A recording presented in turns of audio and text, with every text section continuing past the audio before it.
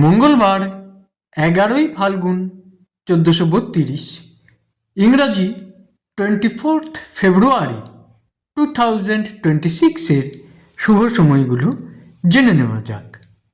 দিনের শুভ সময়গুলো হলো সকাল 9টা থেকে 10টা 40, দুপুর 1টা থেকে 1টা 14, দুপুর 3টে 18 থেকে 4টে 45, সন্ধ্যা 5টা 35 থেকে 6টা 20, রাত্রি 8টা 56 থেকে 11টা 22, রাত্রি 1টা 58 থেকে 3টে 32।